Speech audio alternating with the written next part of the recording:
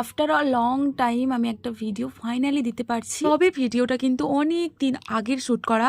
এরকমই হাজার হাজার ভিডিও শুধুমাত্র আমার ফোনেই পড়ে আছে, যেগুলো আমি এডিট করে উঠতে পারিনি শুধুমাত্র আমার কলেজের কারণে। খুব বেশি চাপ হয়ে গেছে আমার কলেজে, যে কারণে কিনা আমি এখন ডেইলি কন্টেন্ট আপলোড করতে একেবারেই পারছি না।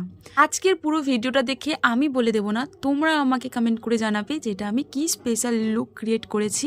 এবারের হোলিতে না আমি প্রচুর মজা করেছি, কারণ কি এবারের হোলিতে তো আমি বাড়িতেই ছিলাম না, ছিলাম মামার বাড়িতে। আর মামার বাড়িতে গিয়ে কিন্তু প্রথমবার আমি ভেবেছিলাম যে একেবারেই ভালো কাটবে না আমার হোলিটা। তবে আগের দিন রাতে ন্যাড়া পোড়া যখন হচ্ছিল, তো ওটা দেখেই আমি ভীষণ মজা পেয়ে গেছিলাম আর ভেবেই নিয়েছিলাম যে এখানটায় কিন্তু আমাদের ওদিকের থেকে সবথেকে ভালো করে হোলি সেলিব্রেশন হয়। তো কিভাবে হয় সেটা আমি অবশ্যই তোমার সাথে শেয়ার করব আমার নেক্সট ভিডিওতে।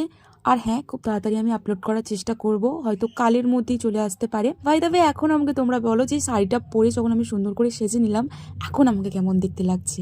বাই, দেখা হচ্ছে নেক্সট ভিডিওতে।